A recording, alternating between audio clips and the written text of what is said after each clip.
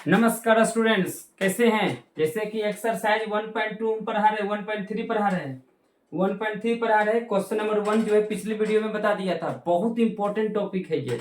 सिद्ध करें कि ये संख्या जो है परिमेय है, अपरिमेय है। बहुत आता है परीक्षा में, बार बार आता है, लेकिन पता है शिक्षक बता नहीं पाते हैं बढ़िया से ये क्वेश्चन को, और बच्चा लोग रट करके एग्जाम में जाता है, जा करके कुछ गलती करके चल आता है। तो 5 नंबर का जो है मतलब ये क्वेश्चन हमारे साथ आप सीख लीजिए, और प्रॉमिस करते हैं कि आपको ये बढ़िया समझ में आएगा। तो स्टूडेंट देखिए कैसे होता है। एक्सरसाइज 1.3 का पहला क्वेश्चन करवा दिए थे, दूसरा तरह का क्वेश्चन और तीसरा तरह क्वेश्चन आपके लिए लाए हैं। एक एक तोड़ तोड़ के बताएंगे आपको। ये क्वेश्चन है कि 3 + 2√5 एक अपरिमेय संख्या है, इसको साबित करें। तो इसके पिछले वीडियो में बताए थे ना कि जिसको अपरिमेय साबित करना होता है ना, तो उसके उल्टा हम मानते हैं। अपरिमेय को साबित करना है तो उसके उल्टा हम परिमेय को मानते हैं। यदि संभव हो तो माना कि 3 + 2√5 एक परिमेय संख्या है। जब ये परिमेय संख्या है तो परिभाषा के अनुसार ये p/q के रूप में होगा। ठीक है, जब p/q के रूप में होगा तो देखिएगा ई पट्टी 3 प्लस में है, 3 पट्टी माइनस में जाएगा, तो 2√5 = p/q - 3। अब देखिए बच्चों, जिसमें रूट है, जिसका पूरा पूरा मान नहीं निकल सकता है, ये तो आपका हो गया अपरिमेय संख्या। ये अपरिमेय है और ये परिमेय है। क्यों? परिमेय माइनस परिमेय बराबर परिमेय। अपरिमेय संख्या और ये परिमेय संख्या कैसे बराबर होगा? दोनों तो बराबर हो नहीं सकता है। तो लिखे हैं कि अपरिमेय संख्या बराबर नहीं हो सकता है परिमेय के।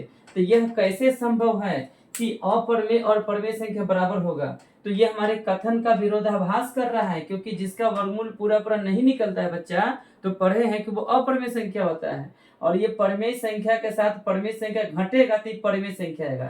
ये आएगा परिमेय, ये है अपरिमेय।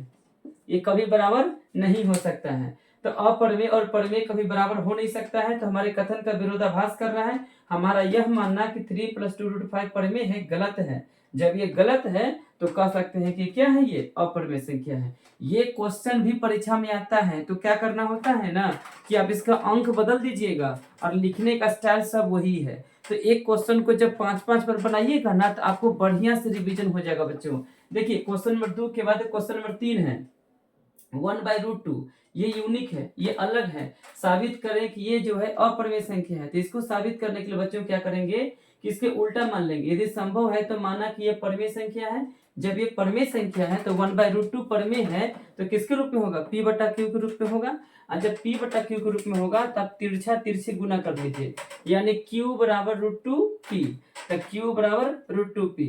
ये गुना से ही पट्टी भागा में ले आइए, तो √2 बराबर क्या हो गया? q/p। ये बताइए कि जब p/q परिमेय है तो ये भी तो परिमेय है। कैसे? देखिए 4/5 p/q के रूप में है, तो 5/4 p/q के रूप में है ना। ये भी परिमेय संख्या है और ये भी परिमेय संख्या है। तो जब p/q परिमेय संख्या है तो q/p भी जो है परिमेय संख्या है। ये परिमेय संख्या है और 2 का पूरा पूरा वर्गमूल नहीं निकलता है, तो ये अपरिमेय संख्या है। बताइए अपरिमेय संख्या और परिमेय संख्या बराबर कैसे होगा? तो बराबर हो नहीं सकता है। यहाँ लिखे हैं यदि p/q परिमेय है तो q/p भी क्या होगा? परिमेय हो गया। ये अपरिमेय और बराबर परिमेय कैसे हो सकता है? बराबर नहीं हो सकता है। यह हमारे कथन का विरोधाभास कर रहा है।